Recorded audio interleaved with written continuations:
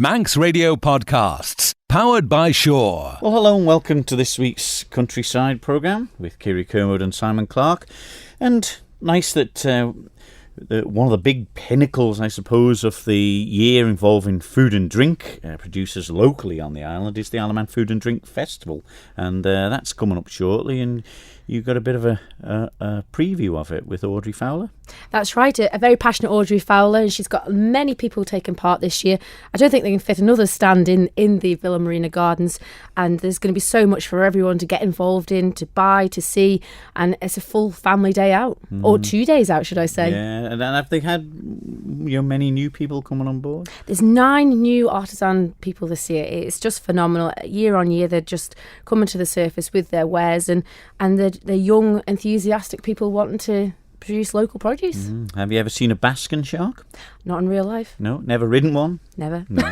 Well, I speak to Jackie Hall from the Manx Basking Shark Watch to find out how sightings have been around the Manx coastal waters, particularly this year, and see how it compares with other years, because they really are an attraction to people come all over the world to see basking sharks, and because they can come so close to the coasts of the Isle of Man. They seem so very friendly around our waters. There's so much to see. There's so many seals as well, and dolphins, but the basking sharks, you can get real close, can't you?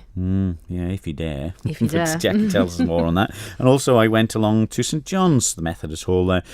The St John's Produce Show was on. I spoke to Audrey Corrin, one of the major prize winners on the day. Also Margaret Kennick, whose family had put up a lovely trophy in memory of John, and also the chairman Sue Staley as well. So we're hearing all about that in this week's Countryside. So here it is. Manx Radio's Countryside is brought to you by NFU Mutual.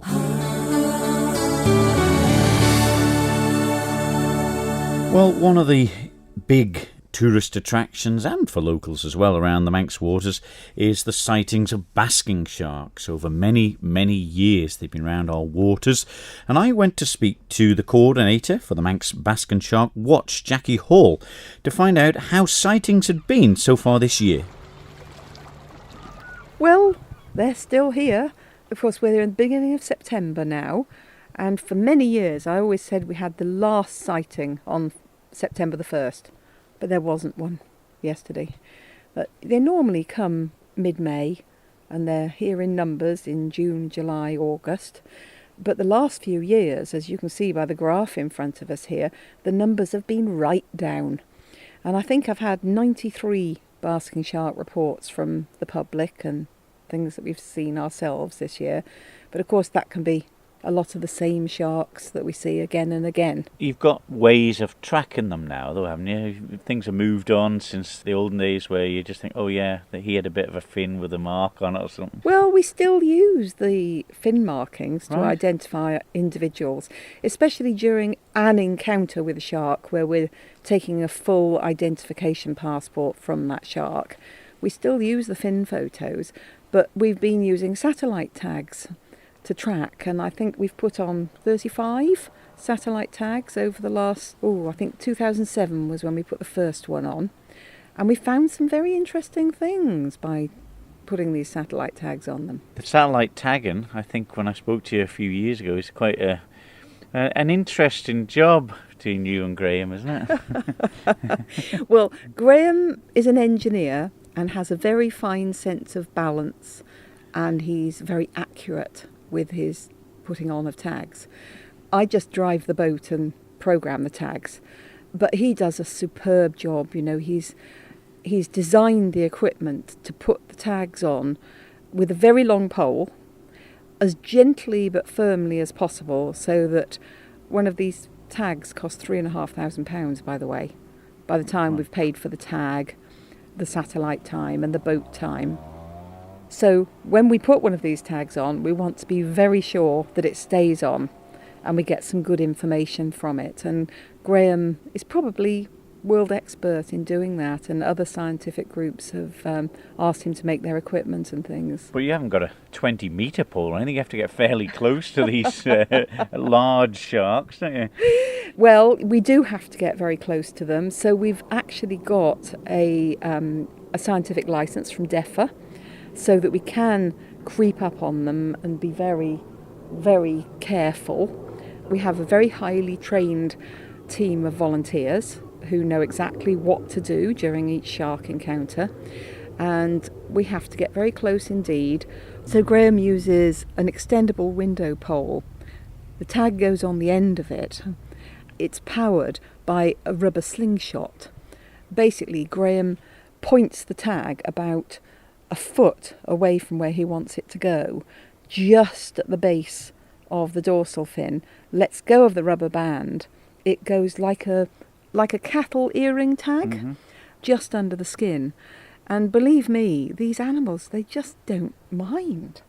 Of course, we're quite nervous and we're very careful every time we approach an animal of that size, because they're much bigger than the boat, some of these. Our boat's 6 metres, and we've seen several sharks that have been 9 metres long. Really? Yes. So, yes, caution is everything for the safety of the shark and the safety of the boat and the crew. Why are they around the coasts of the Isle of Man? Are they all over the world? They are a global species, and they're global travellers, as our tagging has shown. You know, we've had sharks that have gone up to the Faroe Islands. One shark went repeatedly to Morocco in the winter, sensible shark. We had one shark that went across to Canada. So, you know, they are global travellers, but they also overwinter in the Irish Sea, which is quite a recent finding, because we were starting to think that they were all going long distances for winter. But no, you know, some of them are in the Celtic Deep, just off the Bristol Channel, and we quite often get satellite reports from there. But, you know, the reason they're here in Manx waters in the summer, it's all about food and probably sex as well, because the underwater geology, topography on the south and the west coast of the Isle of Man, in the summer, several currents meet up and just throw the plankton up to the surface, because the nutrient-filled water's coming in, and the plankton like that. So places like Fleshick, the Sound, etc., sometimes you feel like you could just scoop the thick plankton up with your hands. There's so much of it, and that's what they're here for. Why have the numbers declined then? I mean, we're trying our best with the marine nature reserves around the island and things like that. Does that help the plankton as well? You mean having a marine nature reserve? No. The numbers have gone down significantly in the last few years, which is frustrating for us when we're trying to study them, and very frustrating for people who want to see these magnificent wild animals. But I'm reading a wonderful book at the moment about the history of basking shark fishing and things. People were reporting back in the 1700s that the numbers were very high some years, and then nobody saw any for several years, and then there were hundreds, you know. So it's a very variable thing. The plankton's variable. The basking sharks are variable because they're following the plankton. You know, scientists studying wild animals like the basking sharks, we cannot be everywhere, but the public can. The informed, educated, cautious public can see them. And that's why on our website you can report your basking shark sightings on manxbaskingsharkwatch.org. That data is invaluable, because I can't be in the Point of Ayre and off Langness, Niarbel and whatever in one day, but people do, and they report them into us, so we know where they've been that day. And I'm hoping that scheme will carry on long into the future and give us an invaluable data set. But there's not much the public can do to sort of keep them in the Isle of Man. I suppose they can watch them if you're a boat owner and things, can't you? You cannot control these animals. That's the whole point, is they're wild, they're free, and they can never be anything else. And it is a total privilege for anybody to see them, or in our case, be able to study them. So you never know. There could be thousands of sharks around the Manx waters next year. Well, maybe hundreds. That would be nice, wouldn't it? You know, it's a few years ago, it was not unusual to see shoals of 100 up off Derby. So maybe again, just have to keep hoping. And wildlife spectacles, They're rare and they're wonderful, and that's why they're wonderful. Jackie Hall from the Manx Bask and Shark Watch. And if you want more details and see some of them pictures, you can go to the website manxbaskingsharkwatch.org or follow their Facebook page. And some great pictures on there, and such exciting creatures. And like I was saying there, when we used to go off fishing off the boats when I was a youngster off Derby Head and places like that, and there'd be a scary sight when you a young teenager seeing a massive shark going through the water, because obviously you don't know much about them, that they're not going to knock the boat and eat you like the big sharks like Jaws and things. Well, I suppose Jaws wasn't out in them days, but fascinating creatures, and it's great that they're doing such work with them, you know, the way they're leaning over the boat to get the tags on them, and it's fascinating where they go around the world, and they can monitor how deep they go in the waters and things. But the message there, of course, with the boats too, with the propellers, can injure them as well when they're so close to the surface. They are fascinating. No, I've never seen one myself, but some friends, and they could take their cameras out, and on Facebook there's so many lovely pictures of them. But it's getting really popular. Jump in your kayak and have a look around the coast. There's so much to see. The seals, the birds, the sharks. It's absolutely in abundance, isn't it? But of course, Jackie mentioned there that them kayakers are very experienced as well, because obviously they can come under and think that it's another male or something. I see. Come and knock the boat over and things like that. So you've got to be very careful. And she was emphasising there that, you know, if you're not very good at that, I wouldn't go and do it, to be honest. Stay clear. Yeah. Well, it's been the season for vegetables and flowers, of course, and a lot of the harvest is done already. But still, there's produce to be seen at the shows around the island, the horticultural shows and the produce shows. One such one last weekend was the St John's Produce Show.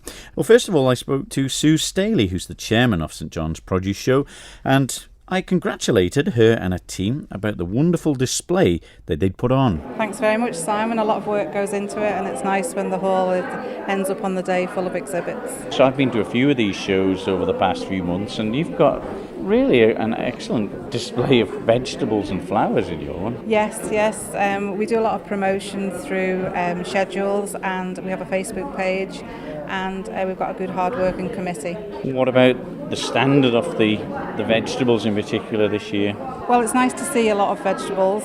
Sometimes we don't have such a good array of them, but this year, as you can see, there's lots of colourful displays, and the quality is very high. This side of us here, there's some beautiful flowers, and you just need to stand here, and it just makes you smile, doesn't it? The look of it and the smell. It does, yes. It's nice when you walk in and you see all the colours, the different colours, the flowers, and the cakes as well, the confectionery. And what sort of feedback do you get from people who are showing the flowers and the vegetables about how difficult it's been? Because I suppose that makes a big difference when you can produce great flowers or great vegetables under difficult conditions. Well, yes, a lot of people have said they haven't been able to put exhibits in because we've had a lot of rain, but to be honest, I don't know where we would have put any more exhibits because the tables are full, so it's been excellent. Yeah, and a great array of confectionery there, and lots of male winners on the tickets. That's right, yes, we have this year has been exceptional for the confectionery, and the best exhibit out of all of the confectionery was won by Gordon Clegg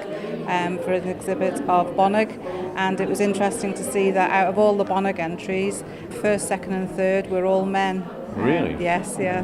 No arguments about the Bonnigs, whether you should have currants or anything in them? Well, no, we do have a section for plain Bonnig and for fruit Bonnig, so yeah, that can be all settled, so... The other room has got your photography classes, so people want to have a look at them in the peace and quiet, because sometimes you just need to stand back and admire them, don't you? Yes, you do, and we've got a great selection of photographs, as well as children's crafts as well, handmade cards and collages, and we have children's confectionery as well, so, because let's face it, the future are the children, so let's encourage them to enter the competitions. Yeah, how keen are they to put stuff in? Oh, they're very keen, and it's lovely to see them coming in the door and running over to their exhibit to see whether they've won, and because there's prize money involved as well. Oh, so, right. So more sweets. Yes, so no, it's good, all good. What about the Supreme Champion? I don't know what they call them in these shows. Yes, the best exhibit in the show is chosen by representatives from each of our charities.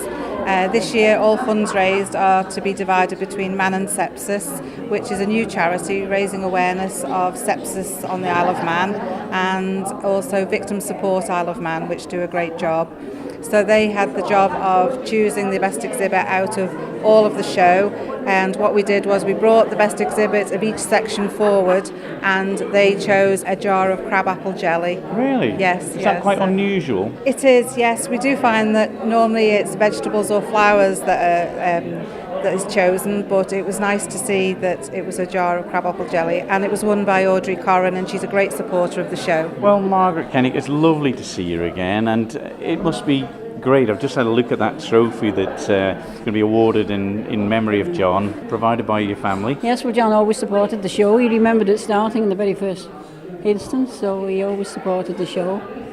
And it does seem a bit strange that it's for a lemon meringue pie, but he always had a joke with an elderly man in the village about the lemon meringue pie, so we thought it was suitable to do that. Yeah, well, it's great that it's been kept going, and Yeah. John, of course, an auctioneer for many he always years of it as auctioned, well. Yes, up until 2 years ago, yes. But how has it compared? Would you have been proud of the show It today? looks very good. Yeah, it does. There's a lot of entries in, considering the shows from this year anyway, because our short peel was down, and I know Ramsey was down as well. So, but with this supporting charities, they get a lot of entries and a good auction tonight. Yeah, because I get around to quite a few of them, but the amount of flowers and vegetables on display on yours is quite impressive, It looks isn't it? very good, yes, it does. What about the feedback from the people who have been showing? Has it been difficult for them this year? I think it has been a difficult growing year, particularly for the veg growers. All the farmers say it's hard to grow the veg this year, so they've done well, good turnips and things in here today. What about the cakes and things like that? It's good to see some youngsters have been in cooking as well. Have Yes, you well, we had a have- nibble round at them? We have a cup here that was awarded from St John's Sunday School in memory of Gillian Lace, so the children all bake for that. And it's good to see that's still supported as well. Yeah. Well, let's speak to the lady who's come away with the best in show here at St John's for the crab apple jelly. Audrey Corrin, congratulations. Thank you very much. I'm thrilled to bits, not only just to win the apple jelly class, but for it to be judged the best in show exhibit. I'm thrilled. I've never won that before and absolutely delighted. I suppose it's an odd one. It's usually flowers or vegetables or something that wins, but when you hold that up to the light, it's actually clear as It is lovely. like a stained glass window. It is, yes. That's what I say to people. It's like a ruby stained glass window.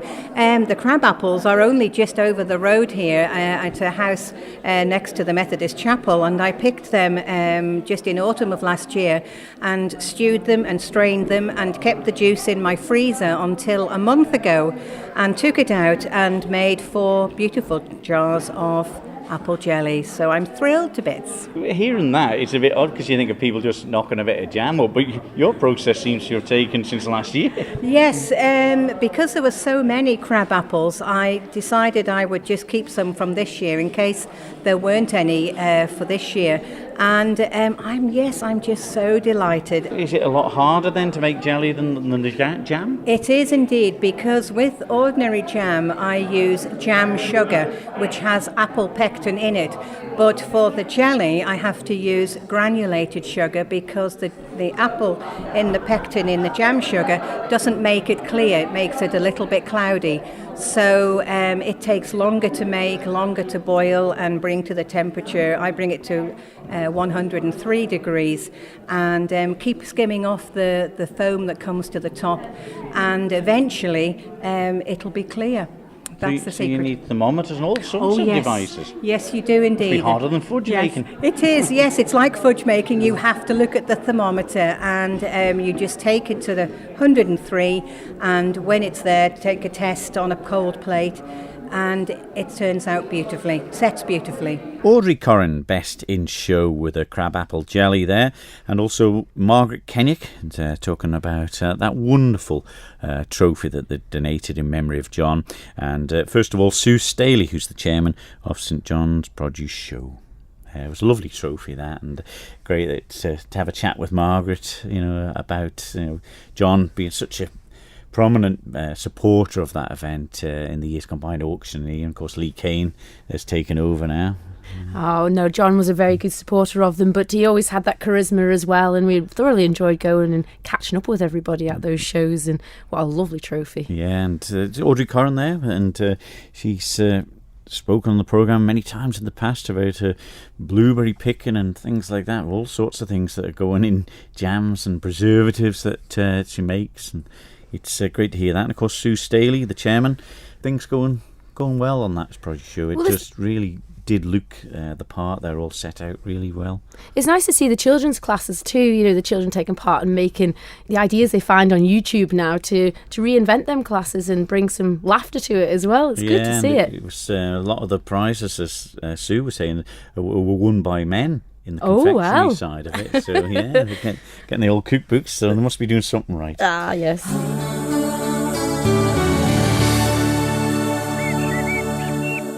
Manx Radio's Countryside is brought to you by NFU Mutual. And all this food and drink we've been talking about, this made me quite hungry, and we've got a big event to look forward to. Yes, one of the last major events of the year is the Isle of Man Food and Drink Festival, and I caught up with DEFRA's Audrey Fowler to find out more. It's great, and the build-up to it is always the same, and we're packed this year. This event provides an opportunity for a wide spectrum of local food producers to promote their businesses, trial new products and interact with consumers. Last year we had over 10,000 visitors to the festival, which was an increase of 3,000 on the year before. But how do you keep them encouraged? Where are they all coming from? Well, there's a lot of new ones coming along each year. That's what's making the difference. You have 9 new ones this year alone. It's absolutely wonderful, Audrey. And the 9 new ones to look out for is Ailen Dairy, Adele's Ice Cream, Ballacarran Mobile Butchers. That'll be an interesting one to look at. Something very new. Yeah, we've got Paula's Kitchen, Manx Country Kitchens, The Eatery, the Secret Pizza Company, the Abbey Restaurant and the Forge, Lewis Cocktails. There's a lot of work's gone into it though, Audrey, to get this setup prepared. You've got a wonderful site there at the Villa Marina. Yes, we do love it. I have to say the DEFRA staff and the Villa Marina staff work very well together, and over the years we're just coming together now and everything is familiar to us and it works really well. You covered the 2 days, both the Saturday and the Sunday. I imagine there'll be some special highlights on both days. Oh yes, I'll just run through just a few of them with you. We've got Ladies and Pigs, or our VIPs, founded by a small group of pig farmers' wives 26 years ago. Ladies and Pigs now take part in high-profile events all over the British Isles. They'll be using our local Ballakelly meat for their demonstrations. So that'll be really good to look out for then. Yeah. We're pleasantly surprised at the amount of outside caterers now wishing to attend this event, and we haven't been able to include everybody this year, but we've certainly got enough there to cover this event, and they're all using Manx produce in their offering. This year we were asking all caterers to identify which Manx products they are using in their recipes, and this will be displayed at their stand. Because I believe that the Provenance label has been a brilliant success. Yes, it just clarifies things, makes it a lot easier for the general public to pick up that Manx product. But you have people coming from far and wide to this event now too, though, Audrey. Yeah, it's been a very interesting one. The event is now gaining interest off island. It's turning into a very foodie destination, do you think? It is, I think so. Compared to other islands around, I think we certainly stand out. But it's becoming a huge success. It's in its 9th year now. Yeah. It's grown over the years, but you do regular surveys to check that people are getting what you're trying to provide. Yeah, these surveys really do give us a bit of a feedback, what people like and what they don't like. It gives us a record year on year. It is interesting that the visitor surveys revealed that there was a spend of over £100,000 over the 2 days at the festival last year. But in addition to this, the exhibitors made new business contacts by attending the event, updated their stands and literature, which resulted in more onward sales. So this event really does benefit the local economy. You do get some good support and sponsorship from various local companies to help run the 2 days. Yeah, I mean, sponsorship is really important to us. Our main sponsor is PokerStars, and our silver sponsors are Magnet, who provide the kitchens and cookers in the cooking theatre, Robinson's, Isle of Man Teas, Tai Tai Restaurant, and the Abbey and Forge, and of course Manx Radio. all contribute a very big part in helping to make this event break even. Is there much more room for new foodie businesses? Well, we've got a few. This year we've got new areas, and we're going to have the restaurant marquee on top of the colonnade to enjoy food from the Alpine and drinks from Lewis Lewis. That will really look very visual when people drive along the promenade. So it'll be good advertising as well for the festival. The highlights of the Saturday in the Manx Cookery Theatre will be Conor Cummins with his Coffee Man Latte Art. Head chef Drew from Tai Tai Restaurant will be showing off his skills, as well as the Abbey and Forge, 14 North and Huda Dram with their food and beer pairing. At 6 p.m. on the Saturday, there will be a hot dog eating competition, which will be a first on the island. And it is not too late if you wanted to give it a go. Just get in touch. The winning prize is an American-style hot dog barbecue for up to 200 people, donated by Dave's Delicious Dogs. And how do people get involved? Will they just turn up on the day? Yeah, we'd like people to register first. They really need to be belonging to a club, an organisation or a group of some sort, because we want people to come at 6 o'clock to the street food evening event. And in return, they could get a free barbecue for all their staff or organisation. On the Saturday evening too, we do have street food entertainment, live music, beer and cider from the festival bar run by camera volunteers. And then following on into the next day, the Sunday highlights will be the Isle of Man Chef of the Year and Student Chef of the Year finals. And at 3 p.m, Dot Tilbury will be hosting the Ready Steady Cook programme. It'll be a laugh. She's entertainment on her own, isn't she, Dot? We're very lucky to have her. Yeah, so we've got Ladies and Pigs and Widow Twanky from the Panto, and they'll have great fun decorating and the icing cakes, sponsored by Tailor Made Cakes. And the audience will be asked to show a red or a green card to indicate the winner. So it'll be good fun. Yeah, a lot of fun, obviously. But it's for all the family, though, isn't it? It is, yes. Lots and lots of things for the family to do. Charlotte Mackey this year will be coordinating the Children's Marquee with support from the Children's Centre. And Robinson's will be helping too. Children can roll up their sleeves and get stuck into a range of food-based activities, using Manx ingredients, of course. There will be children's family activity quiz, find 12 gnomes planted around the festival grounds, and then Farm and the Festival, which is a really big part of the festival, I have to say, because lots of these young children don't know where the food comes from. So we're really glad that Sarah Cool from Isle of Man Creameries will be there with the milking cows, and Claire Lewis from Ballinorman Goats will be there with the goats for people to stroke. Well, that's it. It's connecting the farm to the fork, isn't it? And people can ask questions. And that's right. And then we've got the farmers market there this year, and those ladies are so experienced with asking questions and answering all these things that the public ask. I was Audrey Fowler talking about the Food and Drink Festival that's coming up. Yeah, it's something that you see something different every year when we go there, isn't it? And new Manx initiatives in that area, whether it be food or drink, that are surfacing, and it's the perfect place to promote it. This is it. There's so many passionate people here on the Isle of Man wanting to get their business out there. It's grown and grown beyond belief, and there's so much to see and do this year. I think it'll be a weekend not to be missed anyway. Yeah, some fabulous offers, I suppose, to be got as well. So get yourselves along to that. Manx Radio's Countryside is brought to you by NFU Mutual. There we are, another countryside done and dusted, and great to hear the enthusiastic voice of Audrey Corrin there, winning the Best in Show with a crab apple jelly, and you can see a picture of that with the sun gleaming through, clear as a daylight, isn't it? It must take some practice to get it absolutely perfect. Oh yes, thermometers and all sorts of temperatures involved in it, you know. Hours of work. Yeah. So that was a great show. Congratulations, St John's Produce Show there. And also the Baskin Sharks. Don't forget, if you want to find out more about them, just go to their website, manxbaskinsharkwatch.org, or the Facebook page as well. And, of course, the Food and Drink Festival just around the corner. Yes, it's going to be a busy weekend on the 16th and 17th, so get down to the Villa Gardens and it'll be a fab day out for all the family. Yeah, we'll be there trying to find out what's been happening, what's new innovations people have thought about. Because some things you think, can't make that here in the Isle of Man or produce that, but they managed to come up with it, don't they? This is it, and there's plenty to do in the evenings as well as music and entertainment, and don't forget the hot dog eating competition as well. Ooh. That's all for this week, though. We'll be back next week with more Countryside. So from me, Simon Clark. And me, Kiri Kermode. We'll see you then. Ta-da. Bye-bye. Don't sit in the slow lane. Join the fast lane right now with Shaw's all-new Superfast Plus broadband. Enjoy more bandwidth, amazing speeds and the best value on the island from just £23.95 per month. So don't be left behind. Get a piece of the high-speed action with Superfast Plus broadband from Shaw. For details, visit our stores in Douglas, Ramsey and Port Erin or click shaw.com. Love being Shaw. Terms and conditions apply.